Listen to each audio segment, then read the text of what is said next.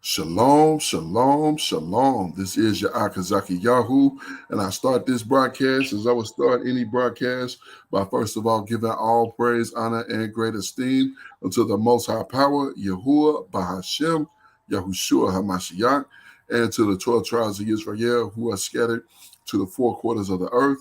I say shalom, wabarukim, that is peace and blessings. And I cannot wait to the day that the Most High brings us back together and we are once again 12 tribes, one family, one nation, under the Most High Power, under one covenant. Hallelujah. Hallelujah. I'm joined this evening by my most esteemed Akinanaya. Shalom, Aki. Hey, shalom, Maki. Shalom, shalom, Yasharal. Hallelujah. For his love for his people endure forever. We ask that the Abba continue to have his way with his people as well as this world, for they both belong to him. Hallelujah. Yes, indeed. Father, indeed, he has his way with Israel as well as this world, even though he gave it to another for a time. But that time is short and it's going to be over here soon. So that's right. He know he has but a short time. All praises to the Father. Again, we are in a new book, book of First Esdras, in the Apocrypha, and we're going to get started there. And man, if you joined us for Ecclesiasticus, man, there's no folly in that book. It's all good stuff, and it's such a barakah to be able to read and get it. It's such a great book. But I'm looking forward to this one as well. So here we are. The book of First Esdras, chapter number 1, verse number 1. By the way, Slaki, before we get into this deep, we're using the King James. I'm using the King James Bible online version. If you go down, if you're not familiar, if you go down to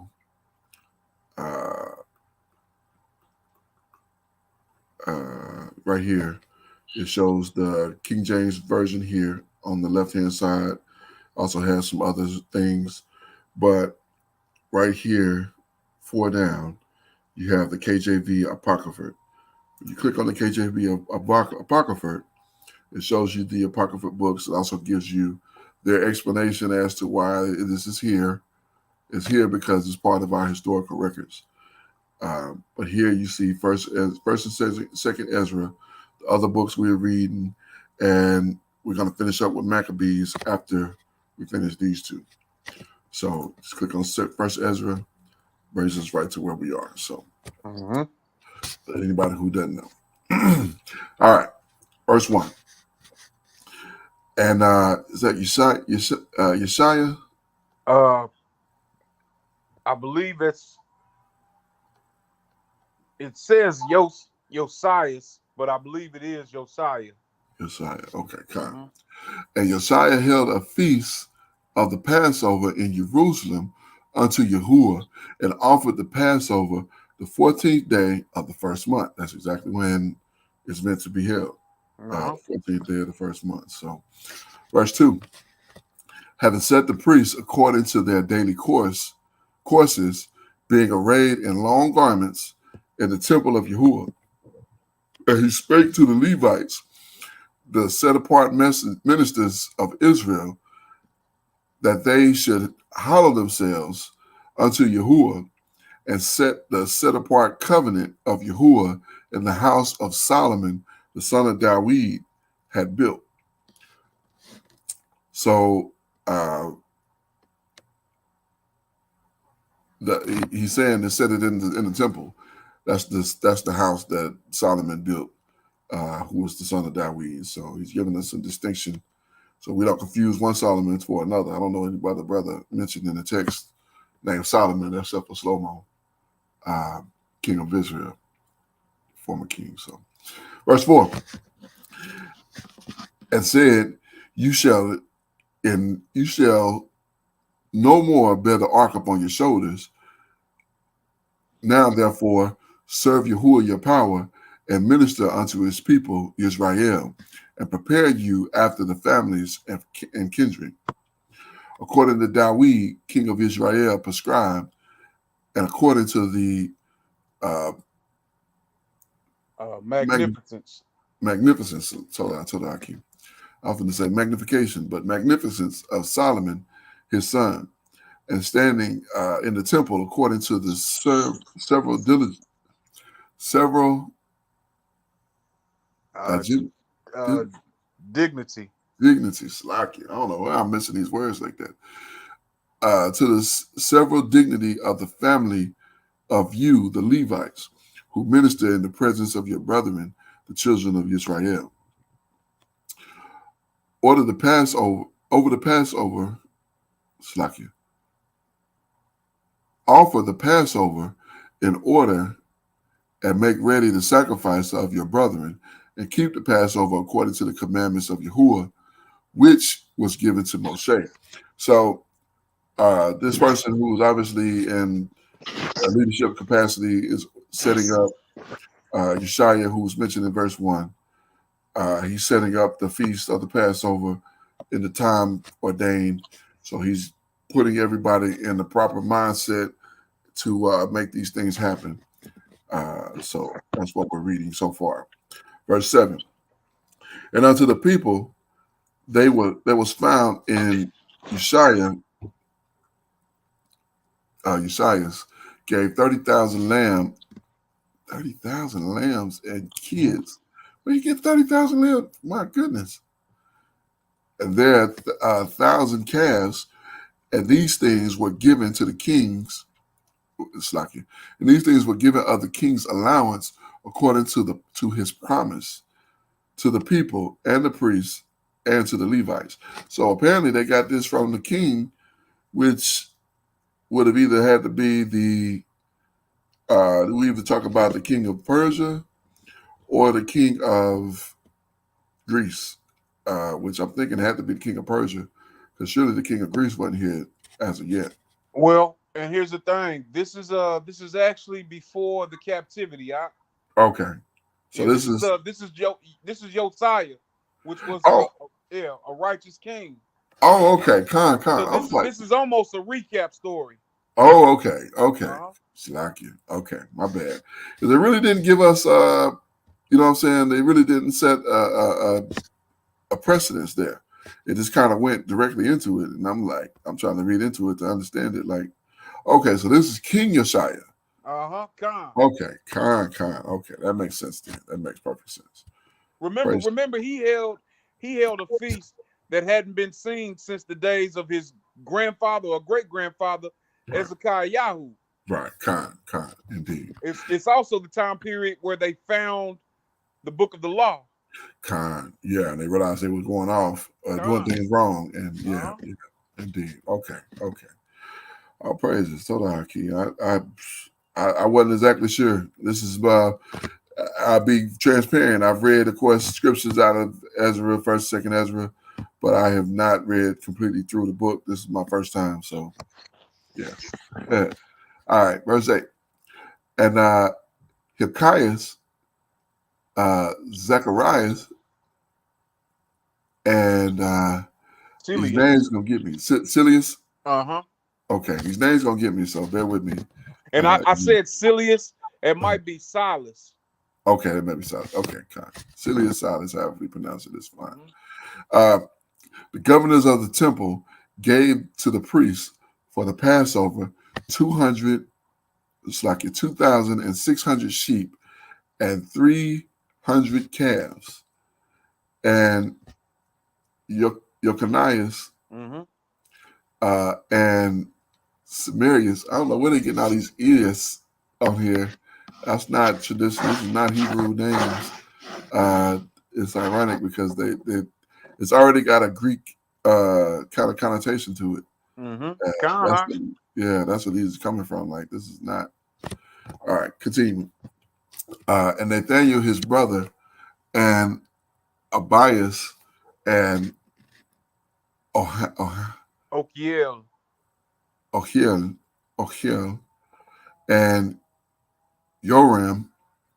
captains of over 1,000, gave the Levites for the Passover 5,000 sheep and 700 calves.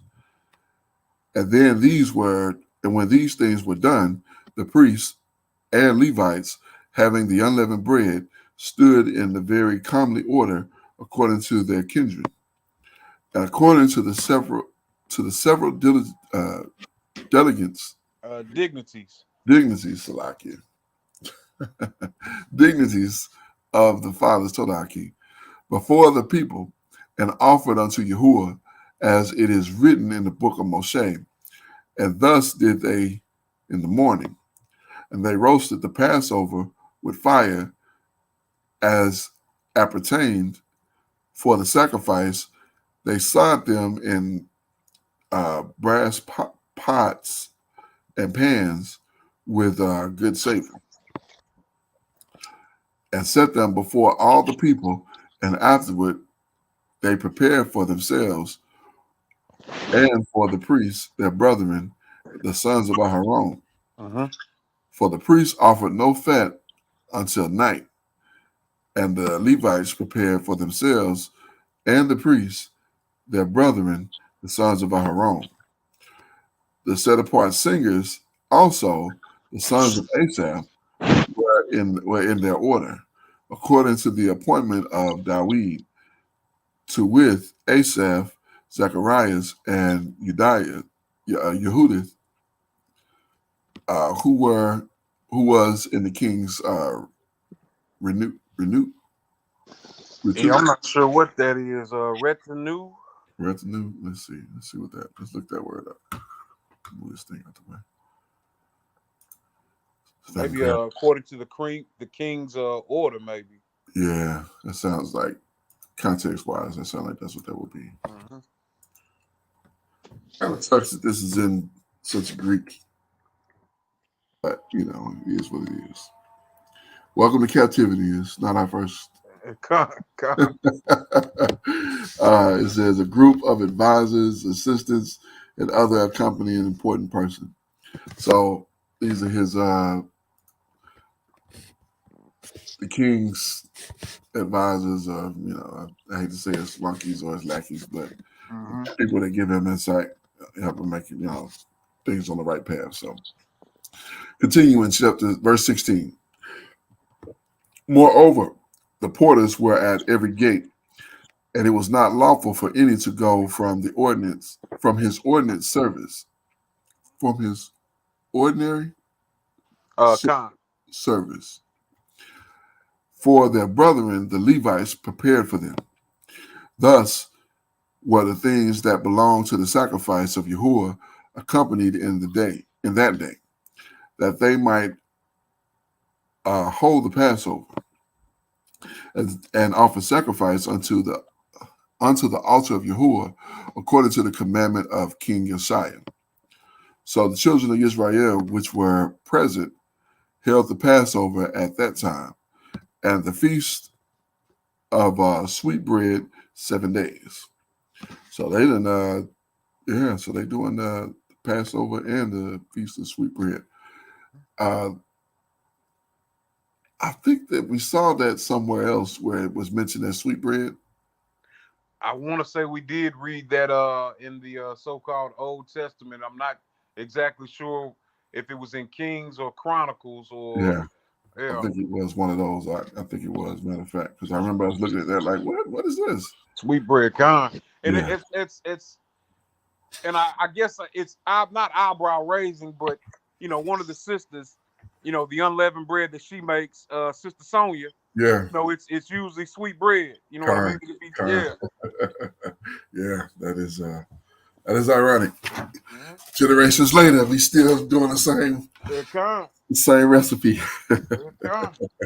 All praises to the Father. All right, verse 20.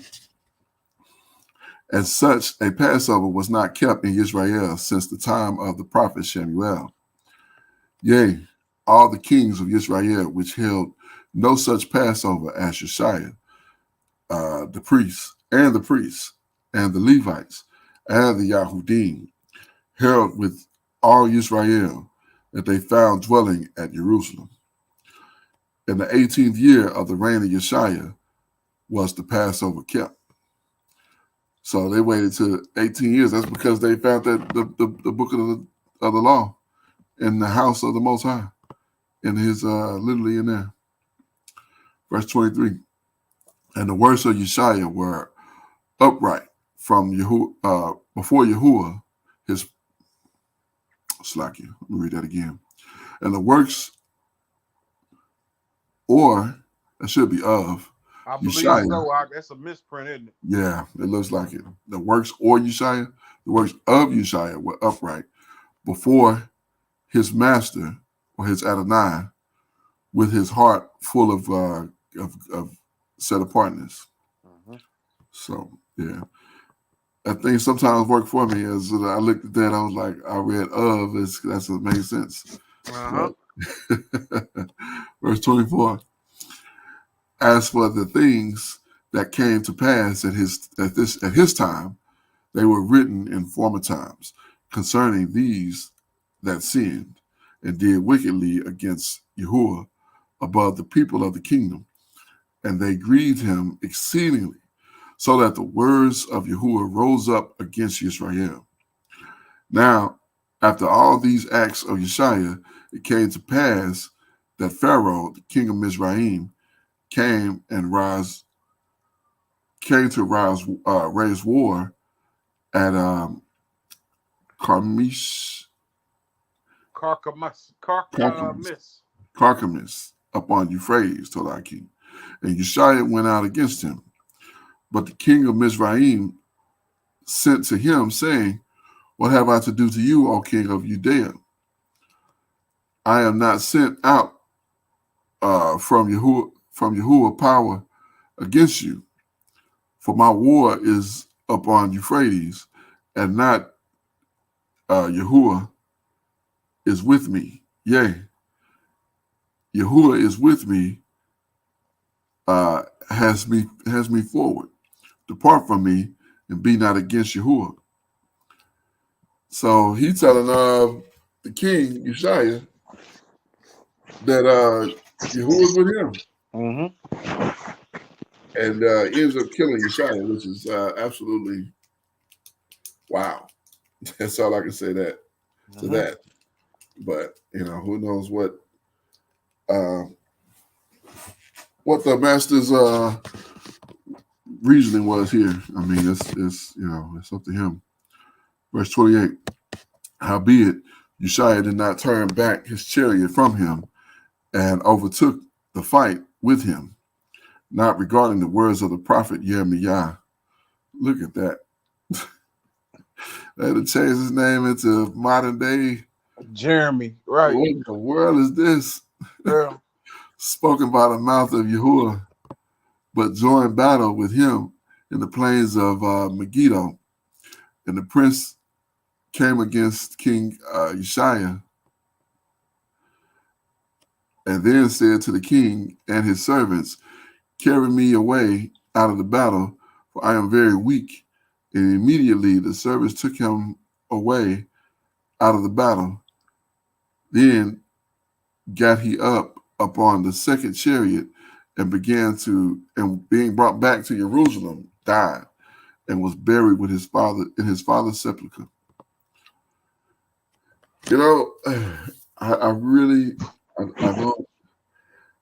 I wish I had some kind of explanation, some kind of understanding as to what transpired there. Why did this righteous king have to do this thing and to go in there and meet his demise?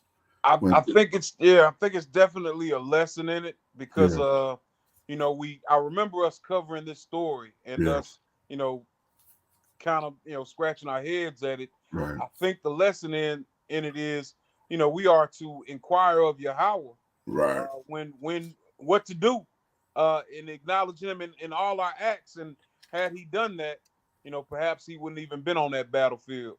Time. Absolutely good point. That is a magnificent point, and that is an excellent point, because that makes so much sense, because it otherwise it makes no sense. Like, you would think a righteous king would not only go into a battle against a Mizrite, but be protected. Okay. And nothing, the Most High wouldn't allow anything to befall him. But he goes in there and gets killed and dies at Jerusalem and is buried in his father's sepulcher. So, that's a sad situation because now that puts us right back, to where we were. We just getting into the things the right way, and then the king gets killed. So, verse 32. And in all, they're saying Uri, but I'm not going to use that. So, all the Yahudim, they mourn for Yeshaya. God. Yea, right.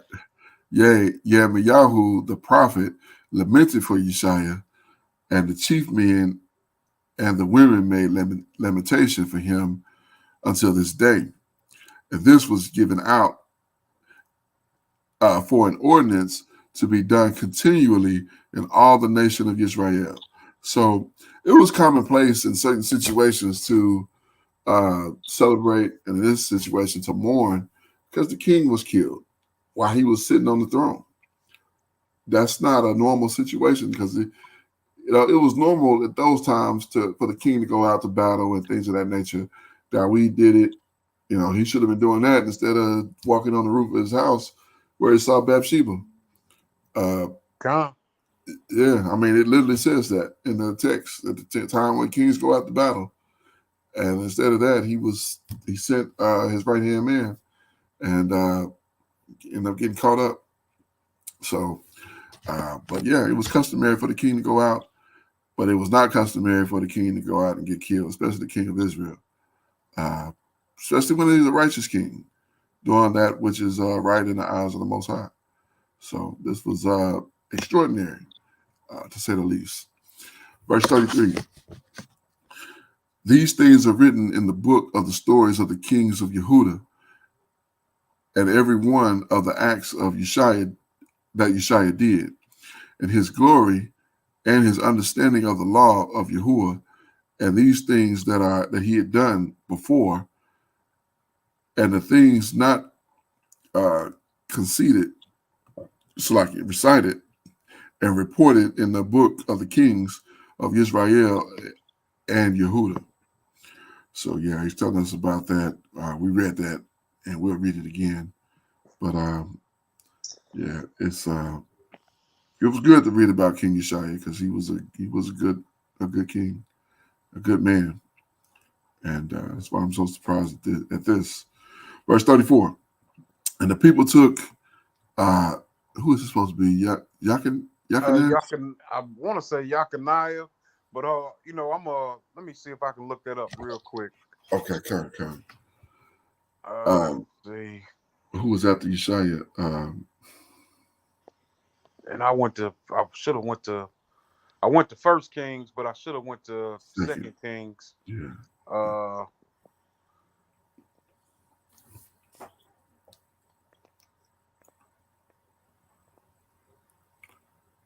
Let me see if I can jump over there.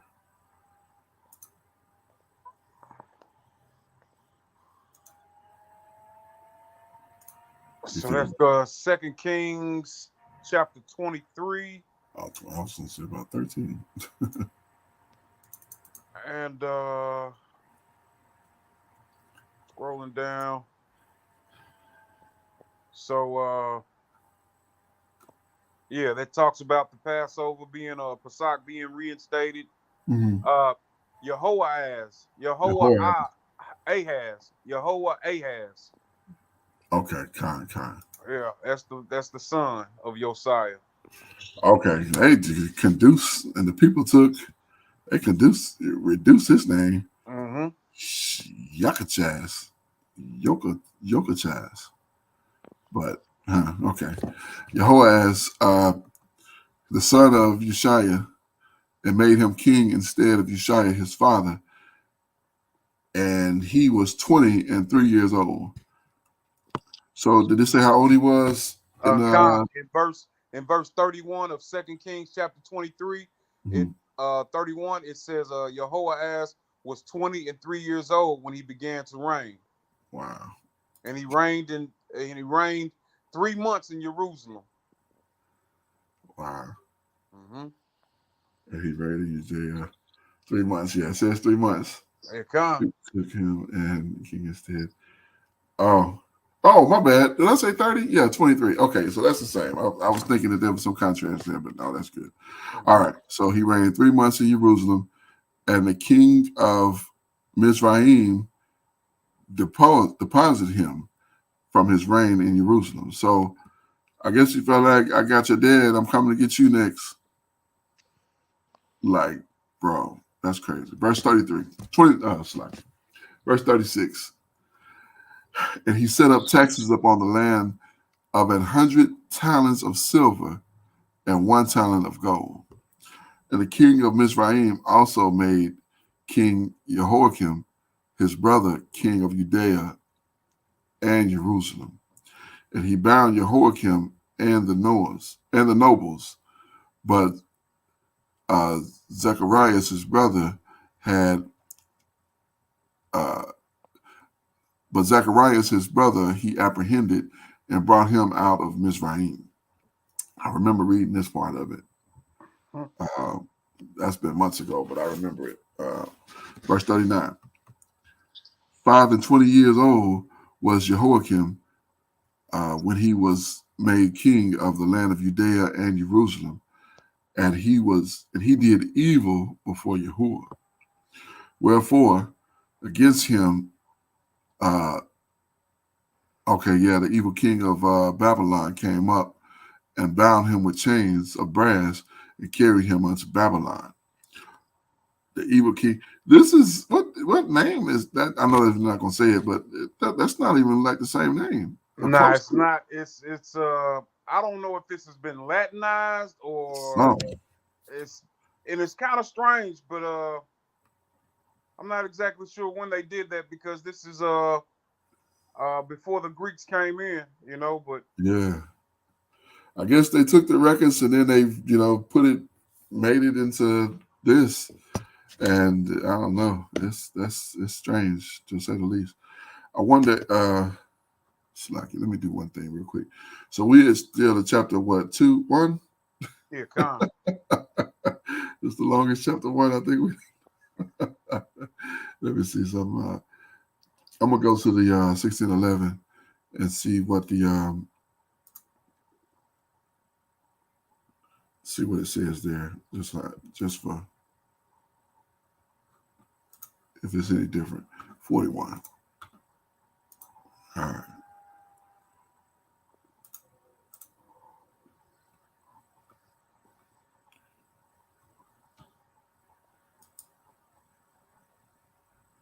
Yeah, it looks like the same name. Okay. All right. No sweat. Continuing. Verse 41. So the evil king of Babylon also took the set apart vessels of Yahuwah and carried them away and set them in his own temple in Babylon. But these things that are recorded of him and his uncleanness and empathy are written in the Chronicles of the Kings. And Jehoiakim, his son, reigned in his stead, and he made king and was made king and was made king being 18 years old, and reigned but 3 months and 10 days in Jerusalem, and did evil before Yahuwah. So after a year, the evil king sent and caused him to be brought unto Babylon with the set apart vessels of Yahuwah, and made Zedekiah king of Yehuda, king of Judea and Jerusalem, when he was 21 years old, and he reigned 11 years. And he did evil also in the sight of Yahuwah, and cared not for the words that were spoken unto him by the prophet Yirmiyahu from the mouth of Yahuwah. And after that, the evil king of Babylon had made him to swear by the name of Yahuwah. He forswore himself and rebelled, and hardened his neck, his heart, he transgressed the law of Yahuwah, power of Israel. I don't know what to say about that, brother, man. That vexes my soul every time we read it. I mean, I don't understand how you see your people getting destroyed, and this evil king come up every time, and then he come to you, and you still won't get right. You can't. I mean, that's beyond. I don't understand it. Verse 49. The governors also of the people and the priests did many things against the law, and passed all the pollutants of all nations, and defiled the temple of Yahuwah, and which was sanctified in Jerusalem. So they defiled the place, the set apart place. Mm-hmm. Nevertheless, the power of their fathers sent by him messengers to call them back, because he spared them and his tabernacle also. But they had his messengers in derision. And look, when Yahuwah spake unto them, they made sport of his prophets.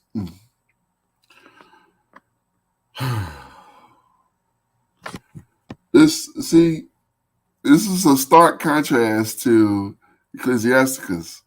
Ecclesiasticus was all good, no folly. You get into this, you like, this is more historical. The Ecclesiasticus is telling us what we should be doing and how to get favor with the Most High, dealing with wisdom. So when we read this is a history, and it's telling us how jacked up you are. So this is frustrating. in contrast, yeah. So, all right, verse 52. So far forth that he, being wroth with his people for their great wickedness, unset apartness, commanded that the king of the Chaldeans come up against them, who slew their young men with the sword. Yea, even within the compass of their set apart temple, they spared neither young man nor maid, old man nor child among them, for he delivered all into their hands. So this is what you get. You tempt the power of Israel, and he destroys you. This is the lesson that we are to learn, Israel. When we tempt our power, he will send his adversary. He will send our adversary against us, and our adversary will have power over us and will destroy us. It's repetitive.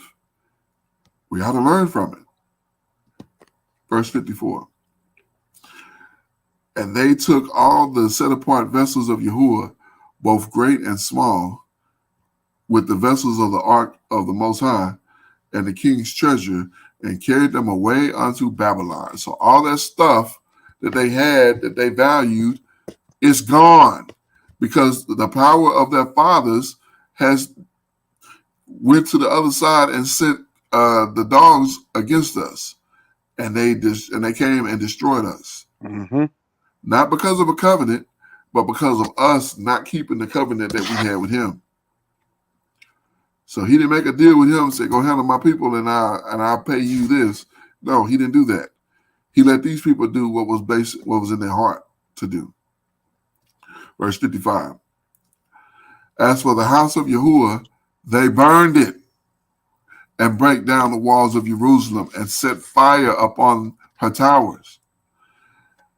And as for the glorious things, they never cease till they had consumed and brought them all to naught. And the people that were not slain by the sword, he carried unto Babylon. So all our people that weren't put to death, they went into captivity, right where we at right now. Verse 57. Who became servants to him and his children, till the Persians reigned, to fulfill the word of Yahuwah spoken by the mouth of Yirmiyahu, until the land had enjoyed her Sabbaths the whole time of her desolation, shall she rest until the full term of 70 years. And as often as we read this, it hurts my ruach, it hurts my spirit. But I really pray that people are understanding these things and not just taking it for naught, because this is what we are to learn so that we can be better and not fall into these situations like this again. All right. First book of Esdras, chapter number 2, verse 1. Yeah, this is a recap, unequivocal. Mm-hmm. Praise to the Abba. Verse 1. In the first year of Cyrus, king of Persia, that the word of Yahuwah might be accomplished, that he had promised unto the mouth of Yirmiyahu. Yahuwah raised up the spirit of Cyrus, king of the Persians, and made proclamation through his kingdom and also by writing, saying, Thus says Cyrus, king of Persia, Yahuwah, or the master of Israel, the most high power, or the most high Yahuwah, have made me king over the whole world. So this man got jurisdiction over everything. Mm-hmm. Verse 4. Commanded me to build him an house at Jerusalem and the Yahudim. If therefore there be any of you that are the people of that are his people, let Yahuwah even let the master even Yahuwah be with him, and let him go up to Jerusalem that is in Judea, and build the house of Yahuwah of Israel. The house of Yahuwah of Israel. Of the master of Israel, I guess. I don't know. Adonai. For he is Yahuwah that dwell at Jerusalem. Whosoever that dwell in the place about it, let him help him. These I say that are his neighbors, with gold and with silver, with gifts, with horses, and with cattle and other things which have been set forth by vow for the temple of Yahuwah at Jerusalem. Then the chief of the families of Judea and the tribes of Benjamin stood up, the priests also and the Levites, and all they whose mind Yahuwah had moved to go up and build the house of Yahuwah at Jerusalem.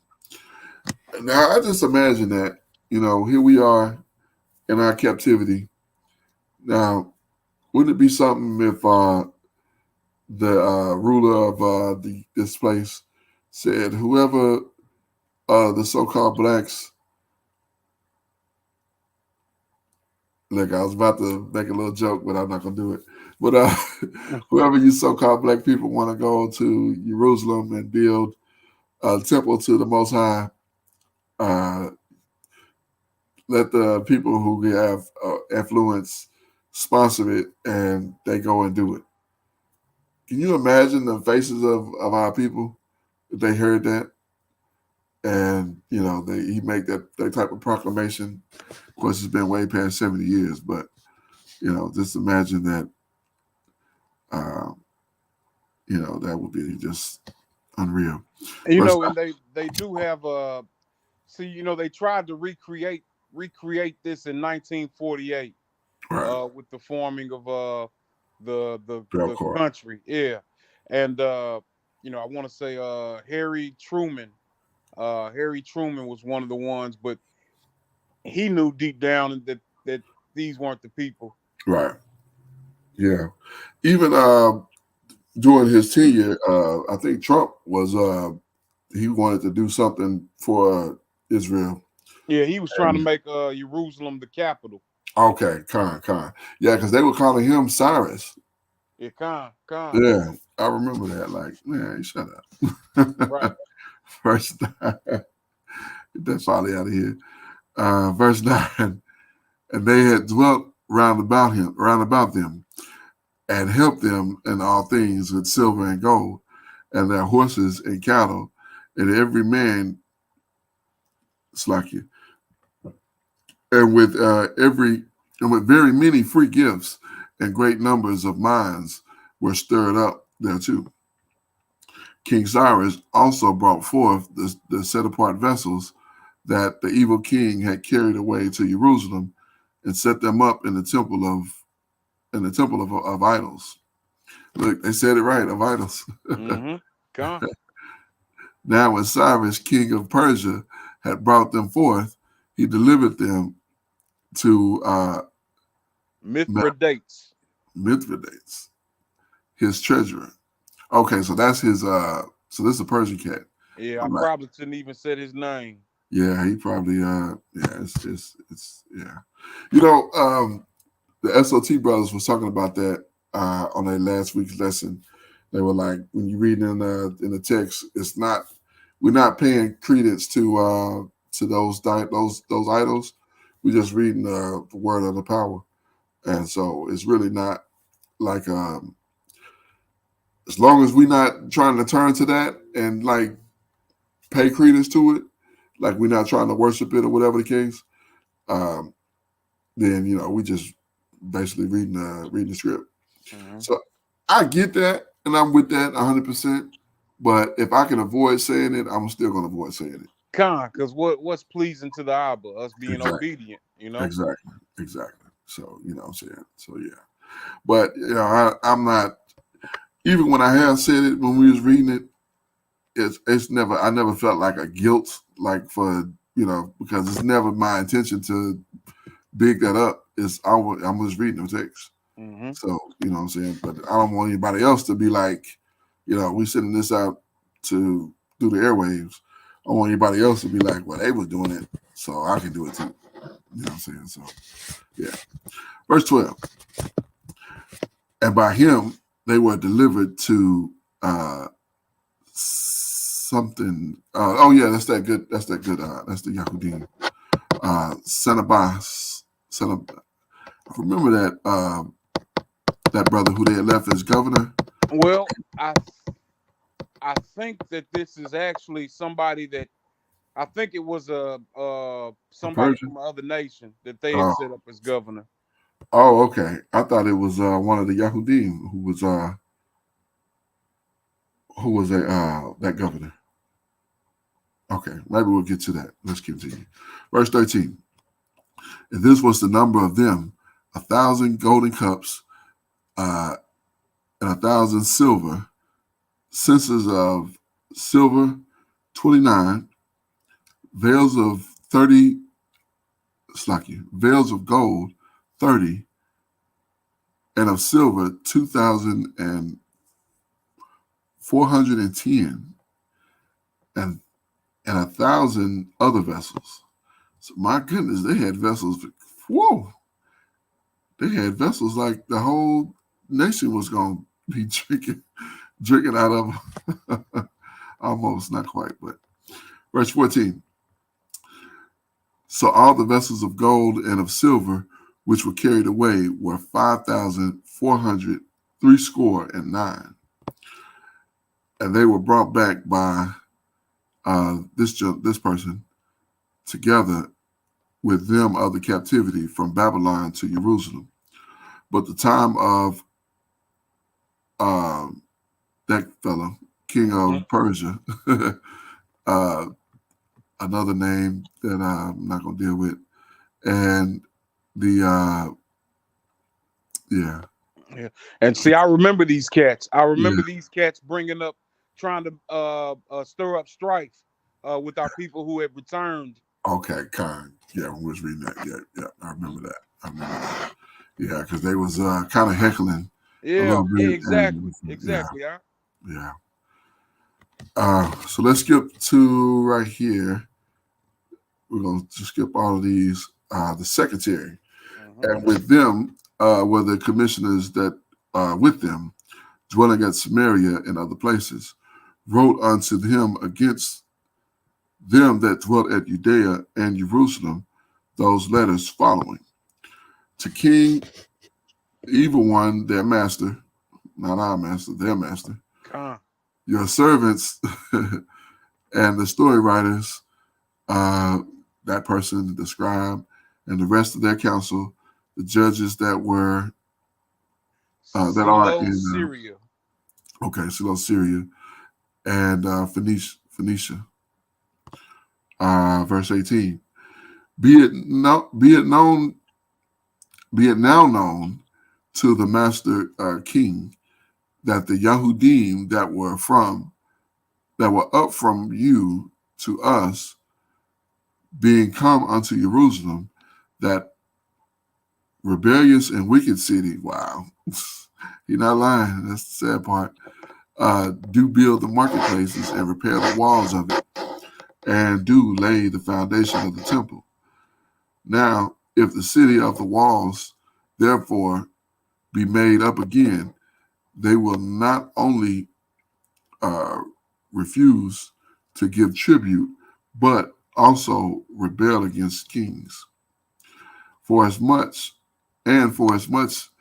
as things pertain to the temple are now in hand, we think it meets not to neglect such a matter, but to speak unto our master the king, to the intent.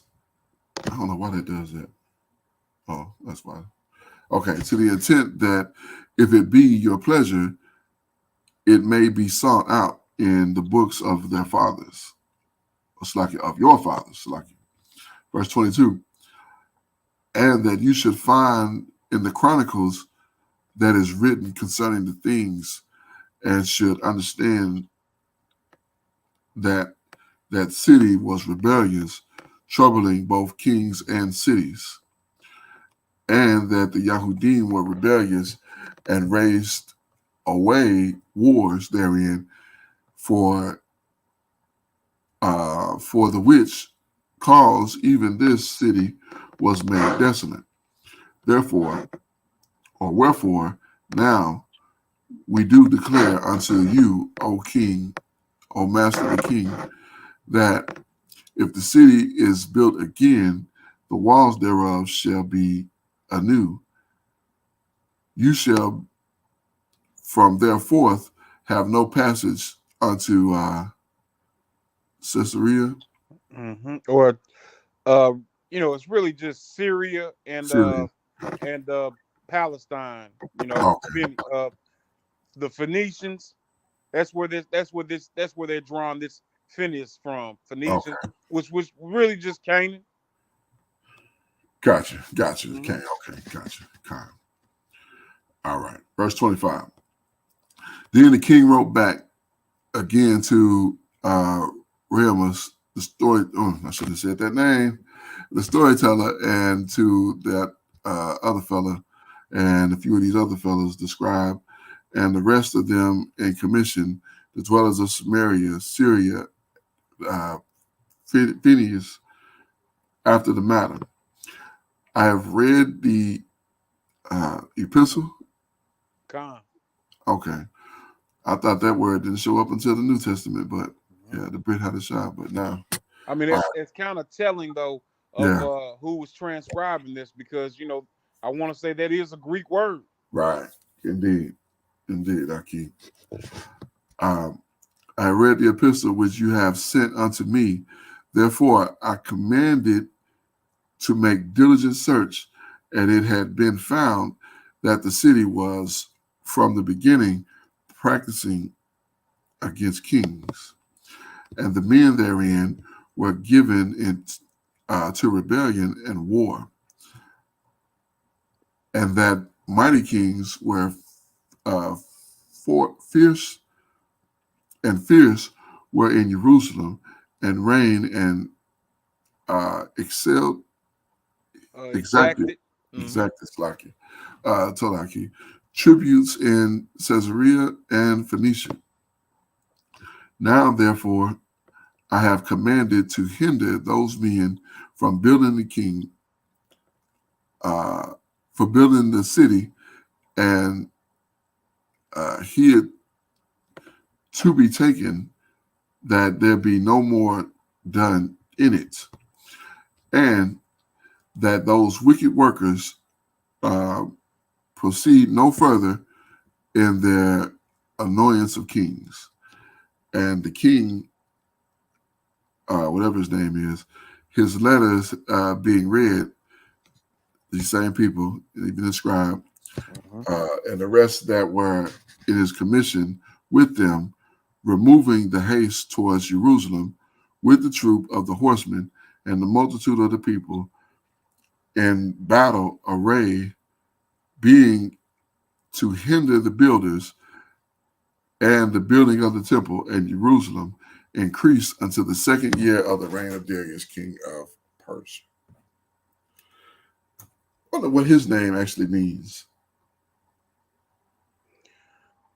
I'm not sure. I know that previous one that starts with an A, like I was looking into that, and I want to say that is that's a pagan paying homage to somebody, but I'm not sure about Darius.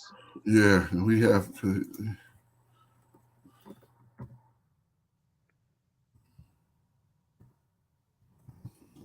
wrong. Let me see it again. Darius. I thought I did right.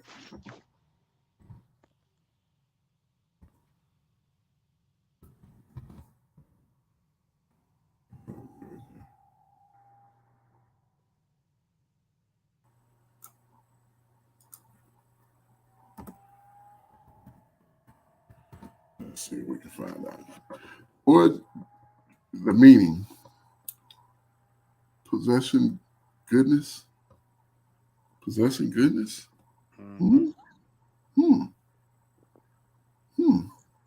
I'm gonna see what it means in the scripts. I'm gonna go back to Ezra, probably chapter. It's got to be in. It's Ezra chapter 4, verse 5, and it comes from Hebrew word 1867, Mm, and okay, it means Lord. mm, wow. Yeah. Hmm, So I was wrong. I mean, I don't. Maybe that's just master, or yeah. either way it goes. Yeah. Again, we're not trying to pay homage to any other deity other than No, the one true power of Yasharal. indeed. Yes, indeed. I'll praise this. All right. Book of First Ezra, chapter 3, verse 1. Now, when their king reigned and made a great feast unto all his subjects and unto all his household and unto the princes of Media and Persia. Yeah, real quick, Yeah, yeah. you know, our whoever might hear this Mm, at some point, or whoever might be checking it out now, they're gonna be like, man, these brothers are strange. These mm, brothers are superstitious. It's ironic that people would think that, being that we're not saying these names, but right, that's what they have said about our people for centuries. Like in antiquity, we were a strange people, is what they said. Accustomed to uh superstition is right. what they called it, rather than us trying to be obedient. So we'll take that.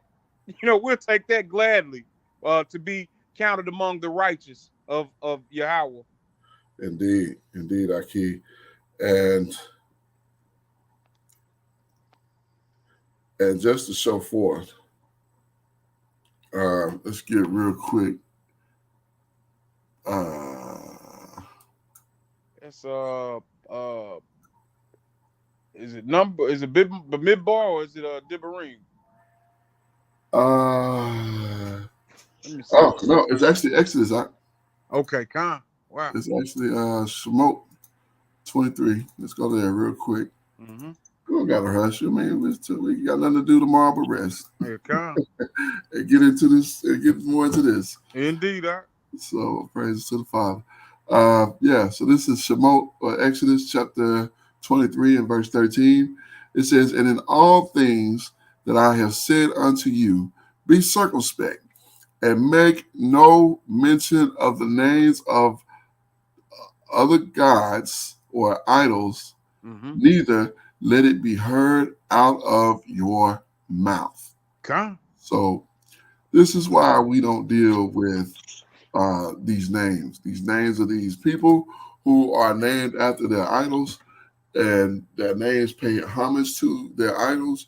That's why we don't deal with this, because our power commands us that we are to be circumspect and make no mention of the names of idols, neither let it be heard out of our mouth. So he didn't say unless, right here, he didn't say unless. There's no unless here. He's saying that this is what we're supposed to do. So that's what we do. Praise to the Father. Continuing into chapter number 3. Now, I read that one. Let's go to verse 2. "And to all the governors of the captains and lieutenants that were under him, from India to Ethiopia, of 127 provinces. And when they had eaten and drank and had drunk, and being satisfied, were gone home, then that king of Persia went into his bedchamber and slept, and soon after awakened. Then 3 young men that were guard, Slacky. Then 3 young men that were of the guard were kept the king's body, spake one to another." So these were the king's bodyguards. Yeah, con. I don't recall this story when we were covering Ezra or Nehemiah. I don't remember this. So, and this is actually a beautiful story. Uh, Uh, what we're getting ready to bring out here. all praises. Let's check it out. Verse 5. Yeah, like I said, this is my first time reading this all the way through. So yeah, all this is a lot of this, because we precepts here to there, various. I can't recall any that in this first couple of chapters, but yeah, this is the first for me. So verse 5. "Let every one of us speak a sentence.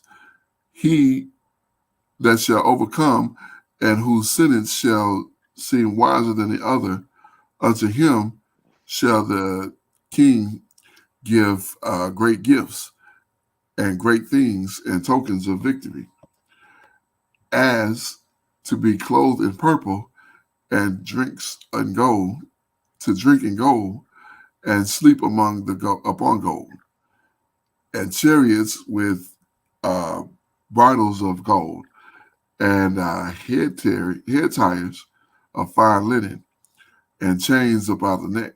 So this is what these men are coveting. They're supposed to be guarding the king, but instead they talking about getting rich based on just asking the king to give them this because of whatever they think they know. Mm-hmm.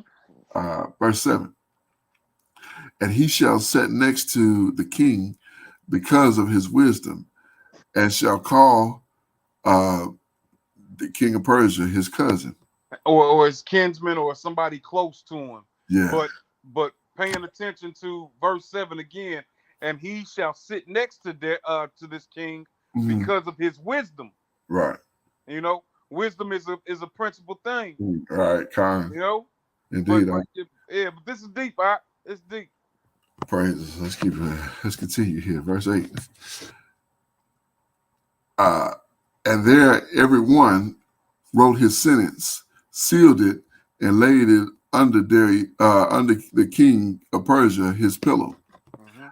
and said that then when the king is risen, some will give him the writings, and of whose side the king and the three princes of Persia shall judge. His sentence is the wisest, and him, it's like it, to him shall the victor be given, and was appointed. The first wrote, wine is strong. The second wrote, the king is stronger. The third wrote, women are strongest, but above all things, truth bear way in victory. Bear way the victory. Yeah, the That's third one. deep. Yeah, the third one got it. I mean, it's simple to put. Yeah, exactly. It's gonna trip you out who it is. Okay, verse 13. Now, when the king rose up and took their writings and delivered unto him,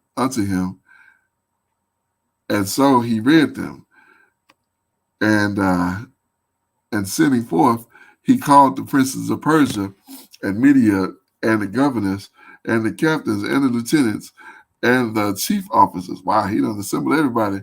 Like, this is a big deal. Come.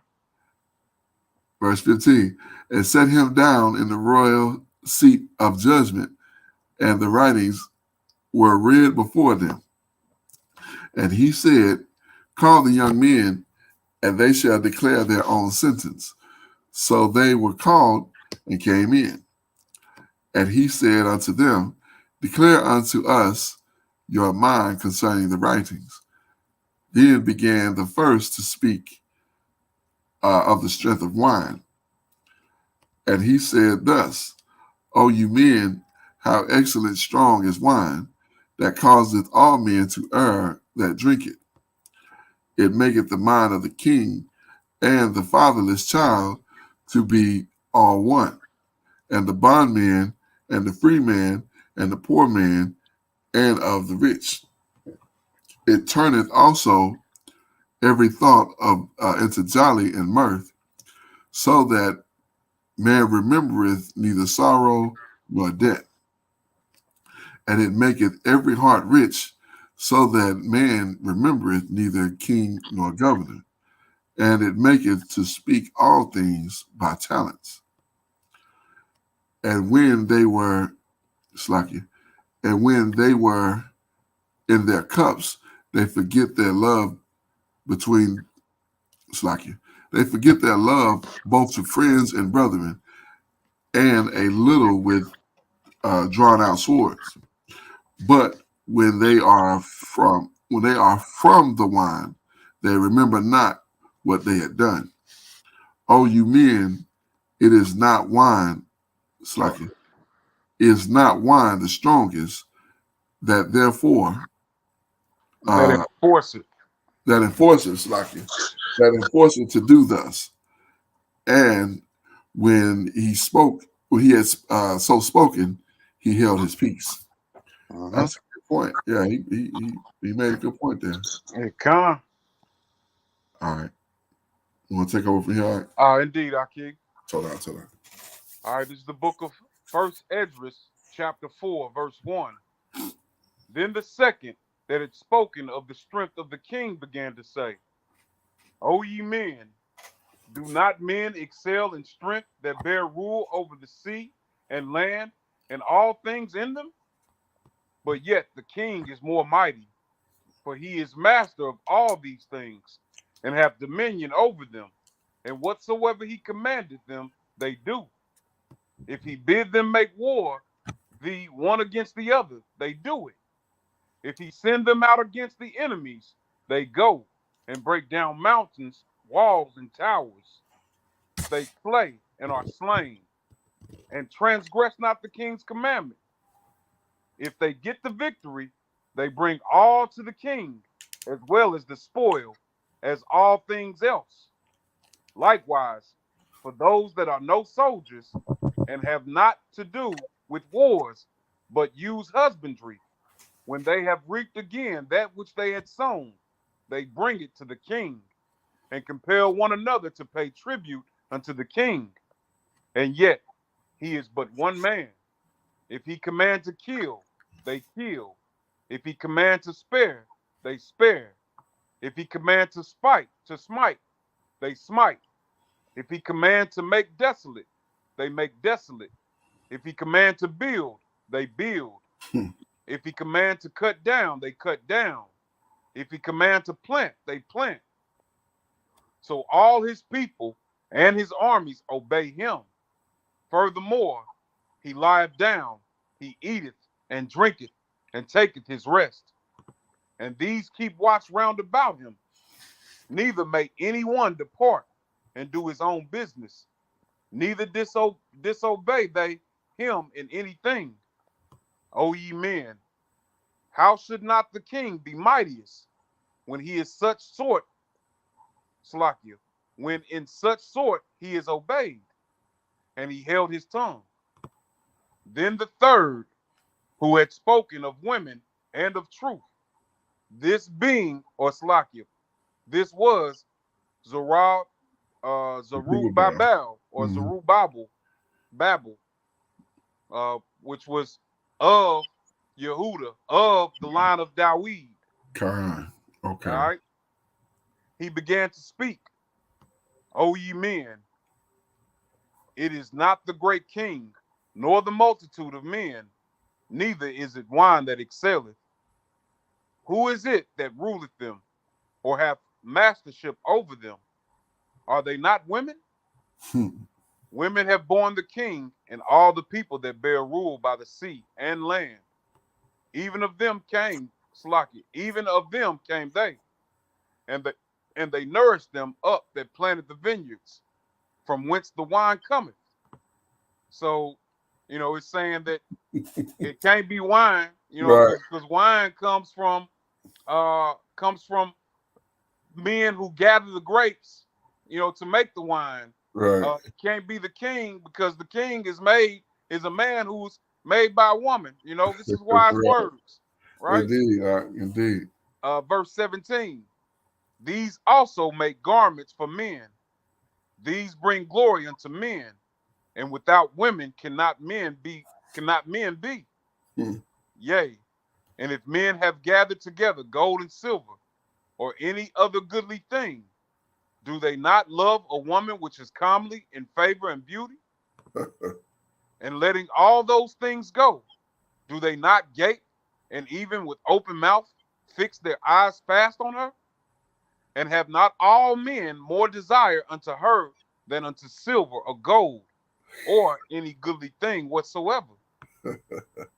A man leaveth his own father that brought him up, and his own country, and cleaveth unto his wife. Right. He sticketh not to spend, he sticketh not to spend his life with his wife, and remembereth neither father nor mother nor country. Wow. By this also ye must know that women have dominion over you. Do you not labor and toil, and give and bring all to the woman? Yea, and make Salakia, yea, a man taketh his sword, and goeth his way to rob and to steal, to sail upon the sea and upon rivers, and looketh upon a lion, and goeth in the darkness, and when he hath stolen, spoiled, and robbed, he bringeth it to his love. Wherefore a man loveth his wife better than father or mother.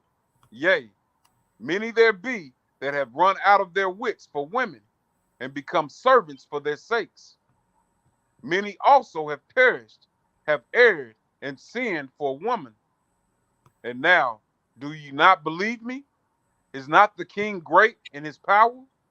Do not all regions fear to touch him? So he's saying, people are scared to even touch the king. But check this out. Right. Verse 29. Yet did I see him and the king's concubine, the daughter of the admirable Bardicus, sitting at the right hand of the king, and taking the crown from the king's head, and setting upon her own head. Right. She also struck the king with her left hand. Right. And yet, for all this, the king gaped and gazed upon her with open mouth. If she laughed upon him, he laughed also. But if she took any displeasure at him, the king was fain to flatter.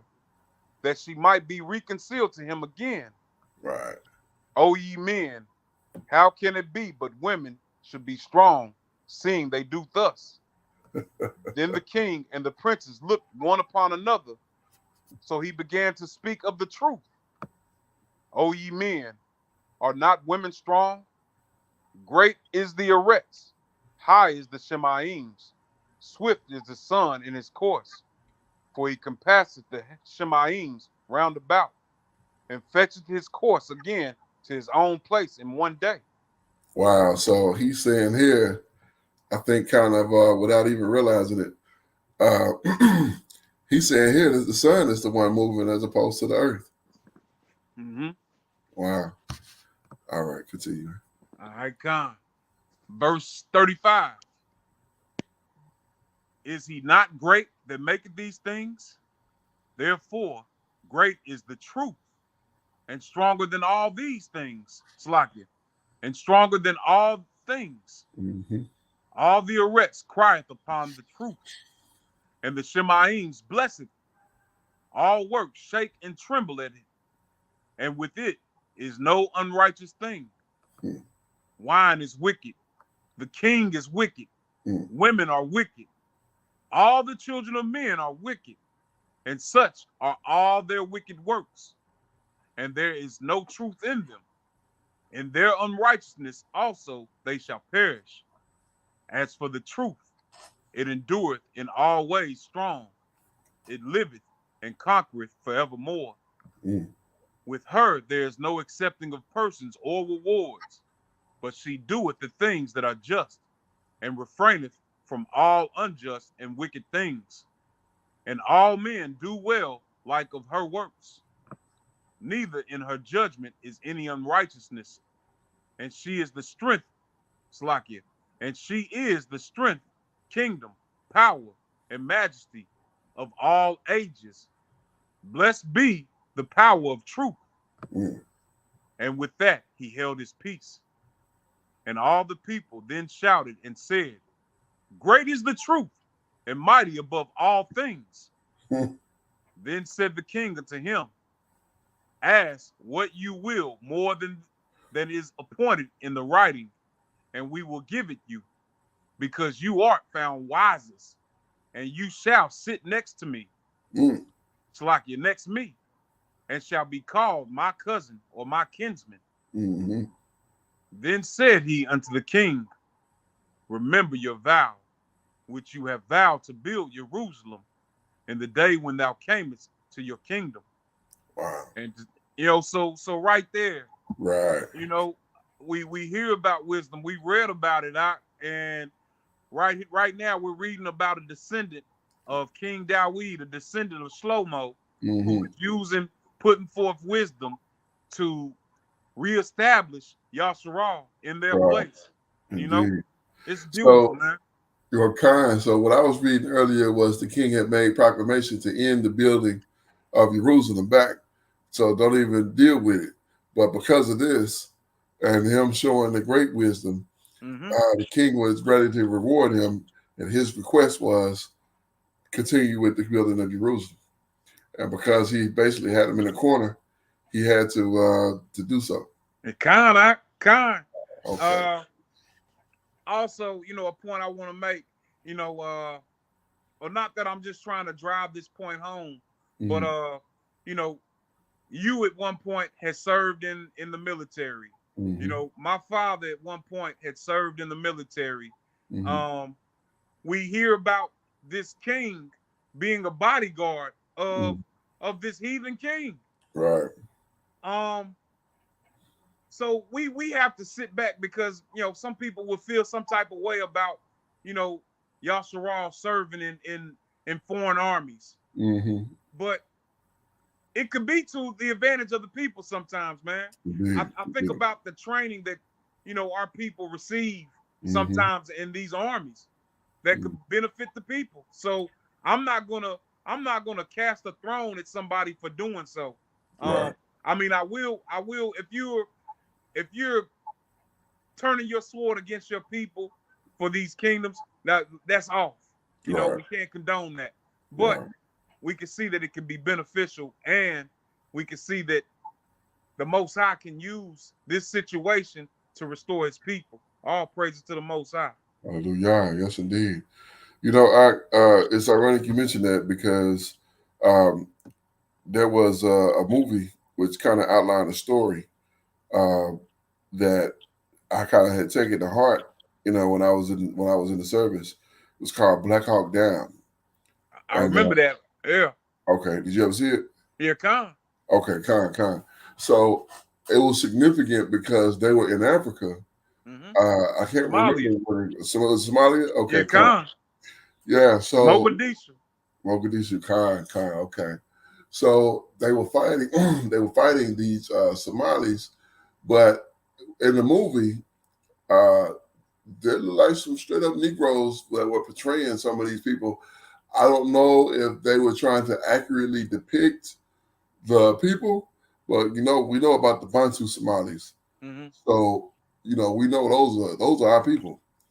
And on top of that, I don't know if in the movie that it was the African Somalis or the Hamitic Somalis that these people were meant to depict, or if some of these Bantus had were just Okay. dealing in that manner.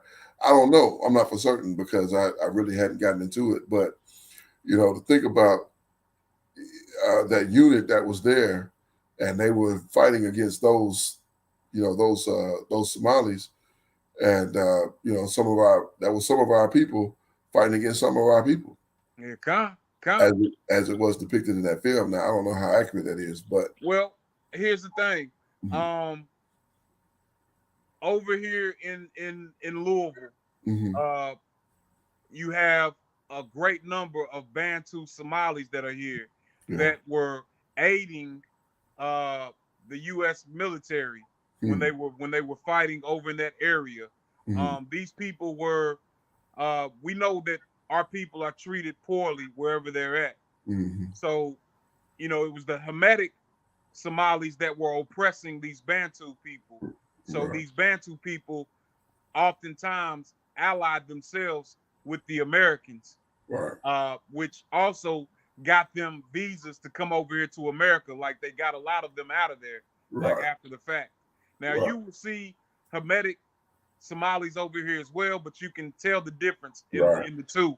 great, Now, this war that was being fought over in Somalia was actually between the ruling powers, which were both Hamitic Somalis. They okay, were fighting against each other, mhm, right? right, And some of them sided with the Americans, mhm, and some of them were fighting for, the country of Somalia.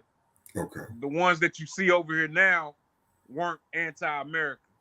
gotcha, gotcha, okay, yeah, I've seen some native or not native but Hamitic Somalis here, just a couple I've seen. Uh, but yeah, you can tell them they have a very distinct look, Yeah, and they have some very distinct hair as well. and you will see them with the red beard. They Hmm. dye. Oftentimes they dye their beards red. Yeah, yeah. Wow. Okay, kind interesting. Hmm. But continuing, this is the book of First Address, chapter 4, verse 44. And to send away all the vessels that were taken away out of Jerusalem, which the king set apart when he vowed to destroy Babylon and to send them again thither. You also have vowed to build up the temple, which the Edomites burned when Judea was made desolate by the Chaldees. Mm. And now, O Adonai the king, or O Master the king, Hmm. this is that which I require and which I desire of you. And this is the princely liberty proceeding from yourself. I desire, therefore, that you make good the vow, the performance whereof with thine own mouth you have vowed to the king of Shemaim. Hmm.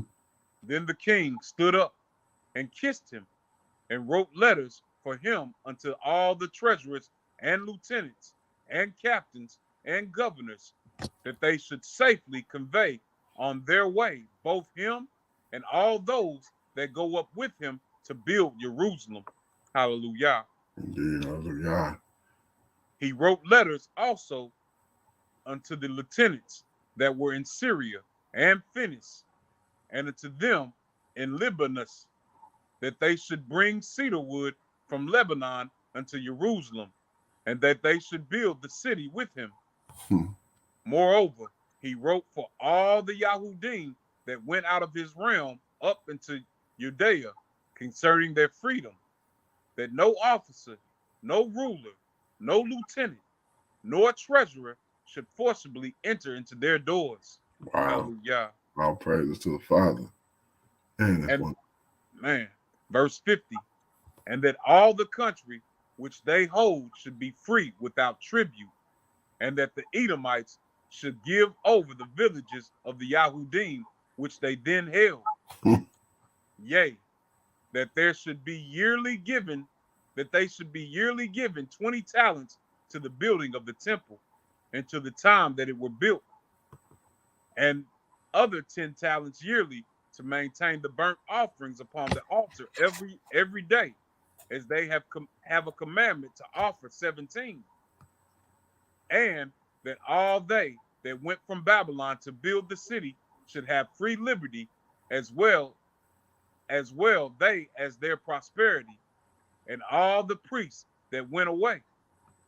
He wrote also concerning the charges and the priests' vestments wherein they ministered, and likewise for the charges of the Levites to be given them until the day that the house were finished and Jerusalem builded up. And he commanded to give all that kept the city pensions and wages. Hmm. He sent away also all the vessels from Babylon that the king had set apart, and all that the king had given in commandment, the same charge he also to be done, and sent to you unto Jerusalem. Now when this young man was gone forth, he lifted up his face to Shemaim toward Jerusalem, and praised the king of Shemaim, Hmm. and said, from you cometh victory, Hmm. from you cometh wisdom, and yours is the glory, and I am your servant. Hmm. Blessed are you who have given me wisdom, for to you I give thanks, O Yahweh of our fathers. Hmm. And so he took the letters and went out and came unto Babylon and told it unto all his brethren. And they praised the Most High, and they praised the power of their fathers, because he had given them freedom and liberty to go up and to build Jerusalem and the temple which is called by his name. And they feasted with instruments of music and gladness 7 days. Wow. Hallelujah. Man, that's beautiful. That is absolutely beautiful. You know, it almost, it almost, it almost seemed like it would be fictional. That's how well it's written. You know what I'm saying? Like it doesn't even seem like it seemed like it could almost be, and I'm saying that because of course we know it's not fictional. We know this was a real thing that occurred, and even to this day, the so-called Jews that are there now, they recognize this situation and even make mention of Darius. Oh shoot, I didn't mean to say his name. Even make mention of that particular king as some kind of positive force that was caused to bring liberty to the Yahudim. But in fact, it was the Most High dealing directly with a Yahudim, not a Jew, but a Yahudim who was struck directly from the line of Dawid, much like Hamashiach. And man, that's phenomenal. That is I had heard this one before. We kind of went over this before in at Yah's house. Mm-hmm. But we didn't read it through like this. We just kind of looked at those three questions, which is stronger. And Joseph, matter of fact, he asked it. And I was so green. at that time. Yeah. But yeah, it was interesting to think. But but let's continue. All right, closing out. This is the book of First Address, chapter 5, verse 1. After this were the principal men of the families chosen according to their tribes to go up with their wives and sons and daughters, with their men servants and maid servants and their cattle. And the king sent with them 1,000 horsemen, till they had brought them back to Jerusalem safely, and with musical instruments, tabrets, and flutes. And all their brethren played, and he made them go up together with them. And these are the names of the men which went up according to their families among their tribes after their several heads. So this is another recap from Ezra that we read. Okay. All right, verse 5. The priest, the son of Phinehas, the son of Aharon, Yahweh the son of Jehozadak, the son of Zarias, and Joachim, the son of Zorobabel, the son of Salathiel, of the house of Dawid, out of the kindred of Phares, of the tribe of Yehuda, who spake wise sentences before the king of Persia in the 2nd year of his reign, in the month which is the first month. God. Abib for us. Right, I did. Verse 7. And these are of the Yahudim that came up from the captivity, where they dwelt as strangers, whom the evil king of Babylon had carried away into Babylon. And they returned into Jerusalem and to the other parts of Judea, every man to his own city, who came with Zorobabel, with Yahweh, Nehemiah, and Zacharias, and Rizias, Ennius, Mordecai. These last ones, except for Baanah, their guides. Now, when we read that in Ezra, it didn't have these other names. They had their Hebraic names in them. Yeah.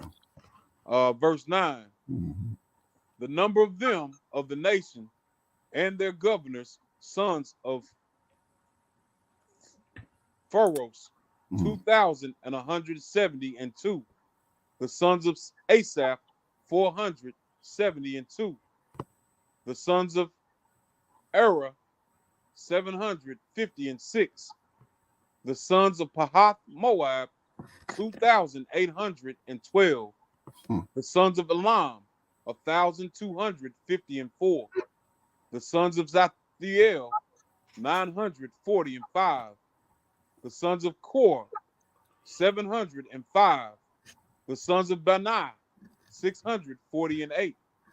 The sons of Bibi, 623. The sons of Zadok, 3,222. Wow. The sons of Adonikam, 667. The sons of Bago, 2,066. The sons of Aden, 454. The sons of Arturius, 992. The sons of Silian and Ezekiah, 67. The sons of Azaran, 432. The sons of Ananias, 101.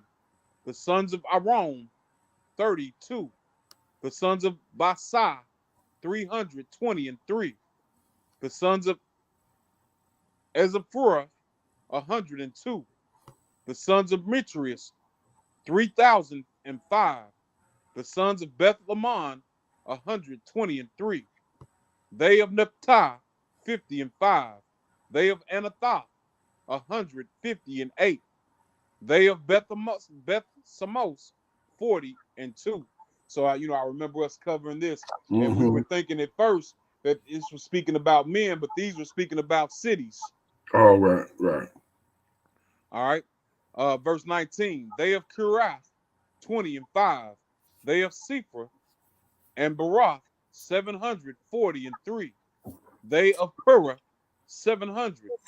They of Cadius, and Amido 420.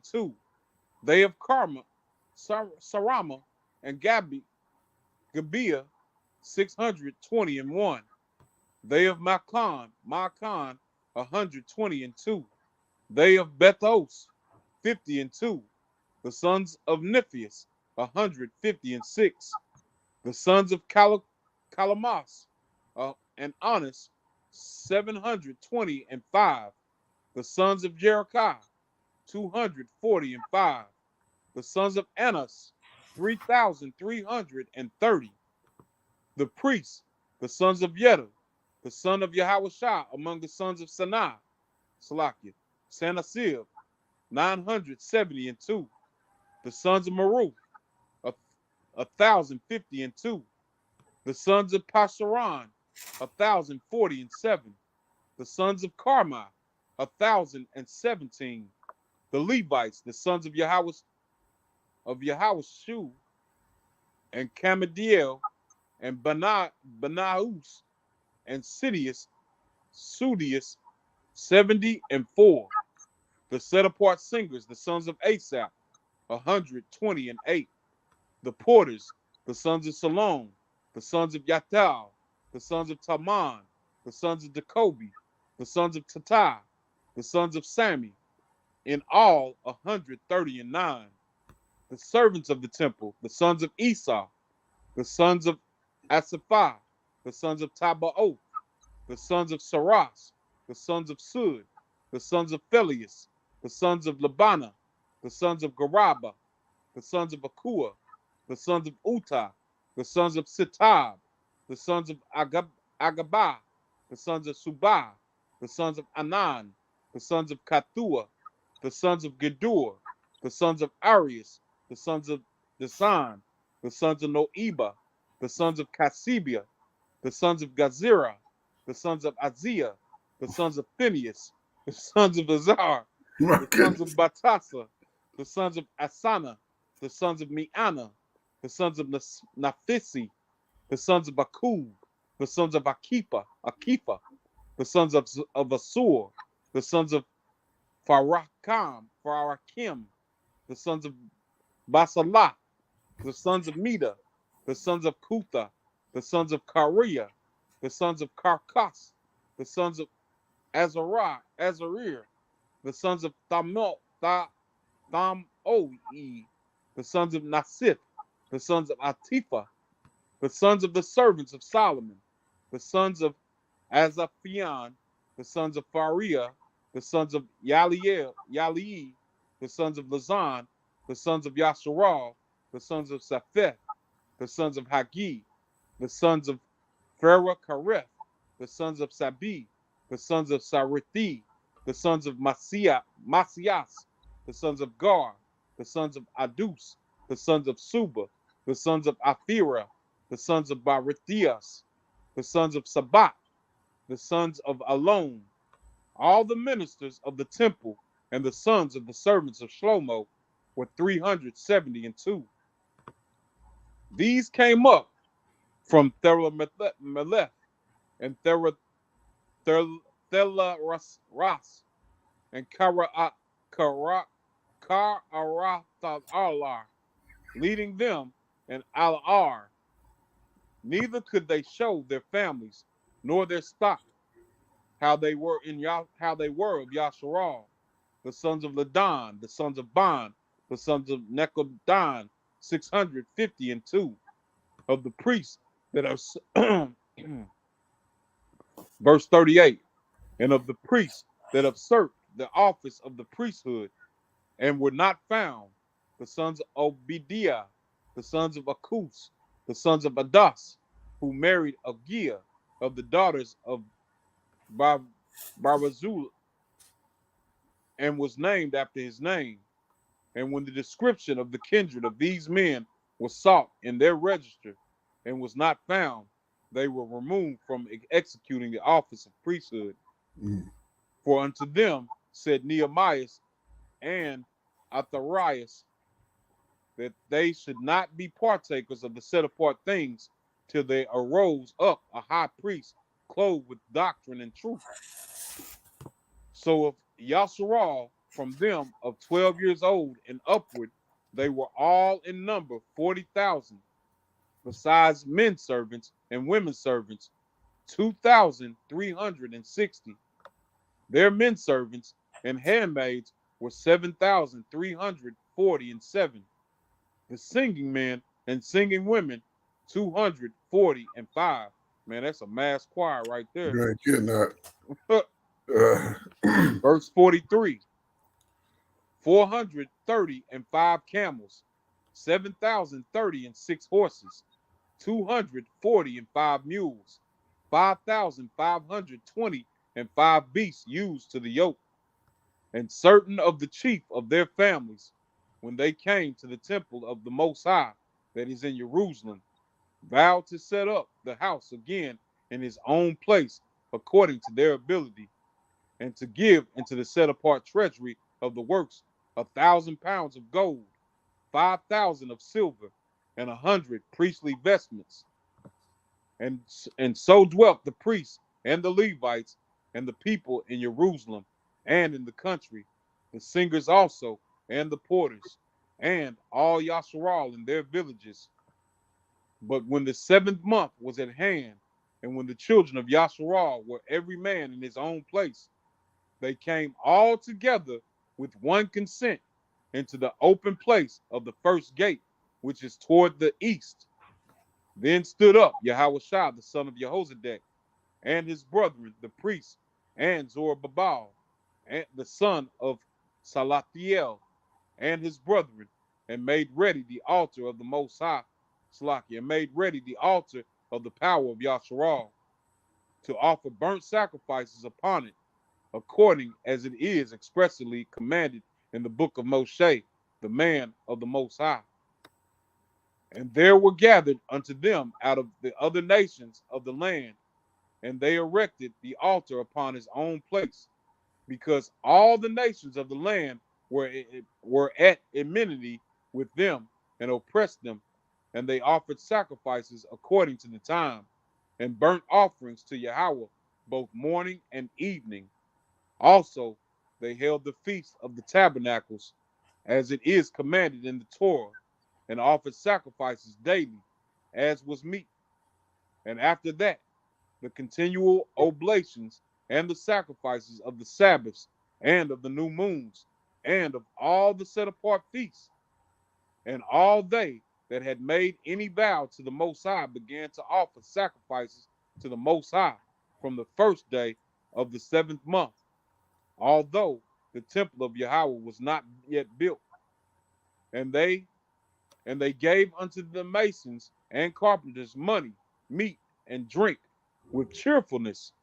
Unto them of Zidon also and Tyre they gave cars, that they should bring cedar trees from Lebanon, which should be brought by floats to the haven of Joppa, according as it was commanded them by the king of the Persians. And in the 2nd year, in the 2nd month, after his coming to the temple of the Most High at Jerusalem, began Zorah Babel, the son of Salathiel, and Yahushua, the son of Jehozadak, and their brethren, and the priests, and the Levites, and all they that were coming to Jerusalem out of the captivity. And they laid the foundation of the house of the Most High in the first day of the 2nd month, in the 2nd year after they were come to Judea and Jerusalem. And they appointed the Levites from 20 years old over the works of Yahweh. Then stood up Yahushua and his sons and brethren, and Kadmiel his brother, and the sons of Madiban with the sons of Yoda, the sons of Elidun with their sons and brethren, all Levites, with one accord set us forward of the business, laboring to advance the works in the house of the Most High. So the workmen built the temple of Yahweh, and the priests stood arrayed in their vestments with musical instruments and trumpets. And the Levites, the sons of Asaph, had cymbals, singing songs of thanksgiving and praising Yahweh, according as Dawid, the king of Yasharal, had ordained. And they sung with loud voices songs to the praise of Yahweh, because his mercy and his glory is forever in all Yasharal. Indeed. Hallelujah. Hallelujah. Indeed. Our praises. And all the verse 62, and all the people sounded trumpets and shouted with loud voice, singing songs of thanksgiving unto Yahweh for the rearing up of the house of Yahweh, also of the priests and Levites, and of the chief of their families. The ancients who had seen the former house came to the building of this with weeping and great crying. I bet there was something, Mark. Indeed. Indeed. Man, this is magnificent. Indeed. Verse 64. But with many trumpets and joy shouted with loud voice, insomuch that the trumpets might not be heard for the weeping of the people. Yet the multitude sounded marvelously, so that it was heard afar off. Wherefore, when the enemies of the tribe of Yehuda and Benjamin heard it, they came to know what that noise of the trumpet should mean. Mm, And they perceived that they were of the captivity, did build the temple of Yahweh, power of Yasharal. mm. So they went to Zorobabel and Yahushua and to the chief of the families, and they said unto them, we will build together with you, for we likewise, as ye, do obey Yahweh, and do sacrifice unto him from the days of the king of Assyria, who Mm. brought us hither. Hmm. Oh, I'm wait a not sure minute. who that is. King of Assyria, who brought us here. It sounds like this one might be that could be northern. That's what I was thinking too. Yeah, like, huh. But he came from the king of Assyria. Well, Slakia. I just realized something. What's that? Uh the hold up. Okay. Hold up. I gotta find it. I gotta find it.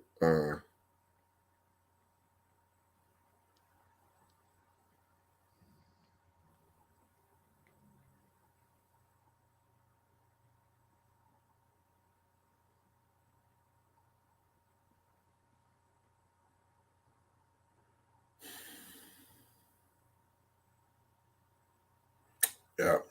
Yeah. Uh, Second Kings 17. Here, let me pull it up right quick. Yep, I just realized it. Nope. 24. All right, check this out.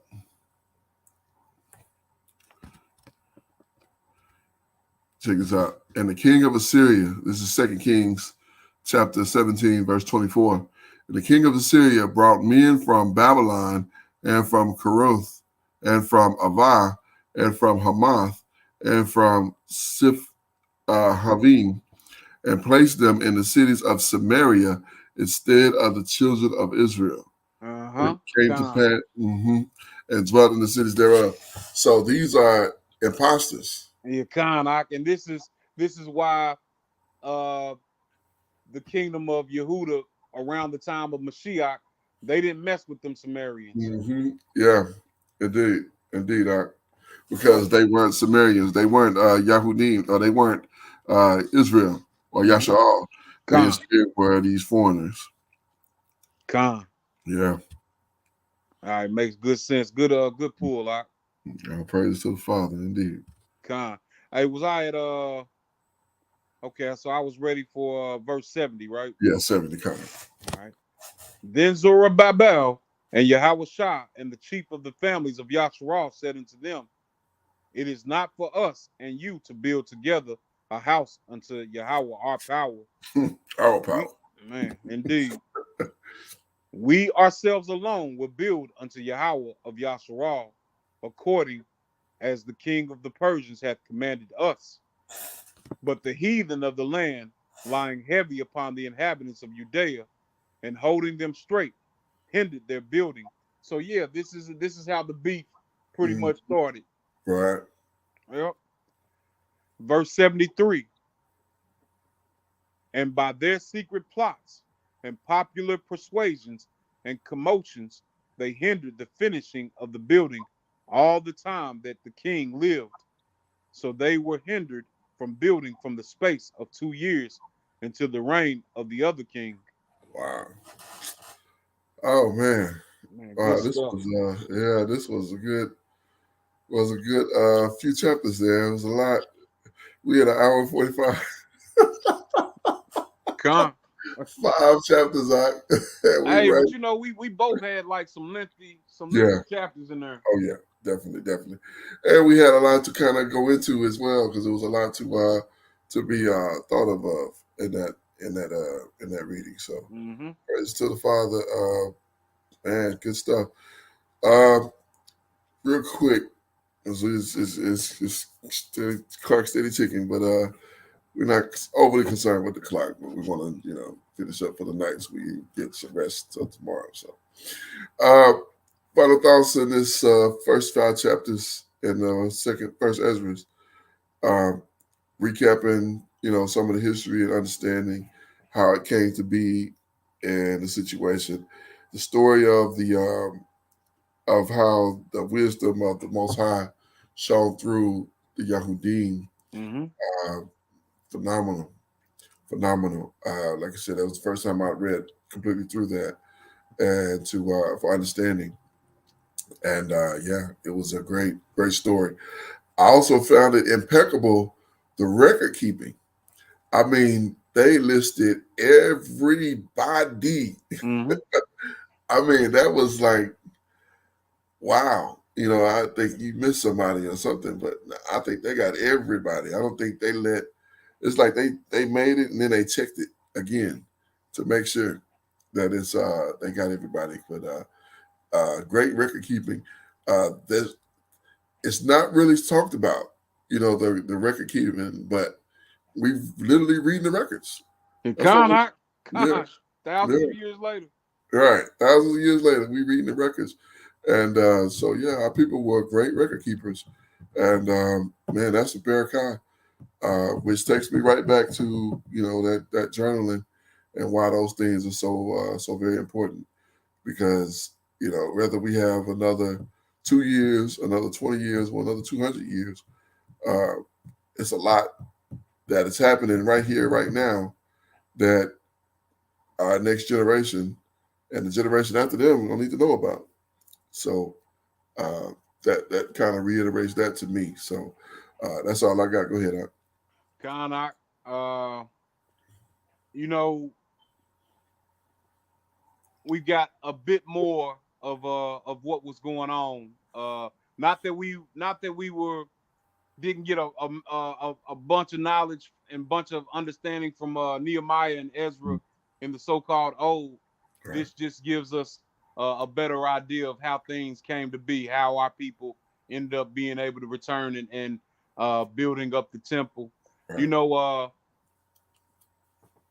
we know that from the so-called New Testament, we can read that the Yahudim of the people of the land of Judea didn't mess with the Samaritans, but we're not always given all of the answers of why Mm-hmm. there was beef between the two. Mm-hmm. So a lot of our people don't prescribe to the so-called apocrypha, Right. which if you want to have the complete truth, Mm-hmm. you're going to be reading all of the readings, everything that was recorded. Right. If you want to understand, Mm-hmm. uh, all praises to the Most High. I was feeling kind of down, like when we got, Yeah. got on this Right. call, man. Right. We get into this word and it's uplifting. Indeed, It's Art. uplifting. Mm-hmm. We see our people being blessed by the Most High, even in the captivity, and being able to return. Likewise, we pray for a similar outcome for Right. us and our people here in this captivity. Indeed. Hallelujah.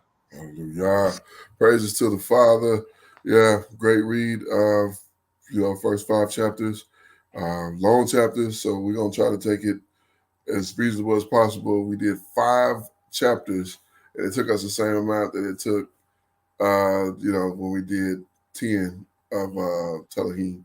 Or I think sometime in Telehim we was doing over 10. Yeah, come. So right close to 2 hours. So, but good nevertheless.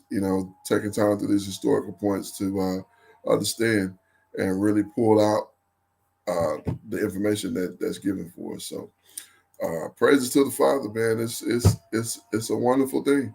It's a wonderful thing to be able to go into this book and pull out the information. And we do that by none other than the power that the Most High have given us uh, through the Messiah. And it's a beautiful thing, very beautiful. We're gonna close it out here with the book of Ecclesiastes, chapter number 12 and verse number 13. I always try to make a distinction between Ecclesiastes and Ecclesiasticus, because Ecclesiastes and Ecclesiasticus are both books of wisdom, but Ecclesiasticus, of course, is in what we're reading now in the Apocrypha. In Ecclesiastes, this is the writing of Solomon, King Solomon. And he wrote for us to help us better understand. Let us hear the conclusion of the whole matter, fear the Most High, and keep his commandments. Why? Because this is the whole duty of man. So this is what we are meant to do forever, is to fear the Most High and keep his commandments, because this is why we are here. We are to fear the Most High and keep his commandments, because this is why we were made. So I pray that this gets into your ruach, into your spirit, and you are edified, and the Most High is magnified, and all things are for our good, those who love the Most High. That's right. Hallelujah. I am your Akazaki Yahoo, joined by my most esteemed Kenaniah, giving all praises, honor, and great esteem unto the Most High Power, Yahuwah Bahashem, Yahushua HaMashiach, and to the 12 tribes of Israel, who right now are scattered to the four quarters of the earth. But we have been promised that the Most High is going to gather us from all the places that we've been scattered, and he's going to bring us back together, and we're going to be Mispakah. We're going to be a family again.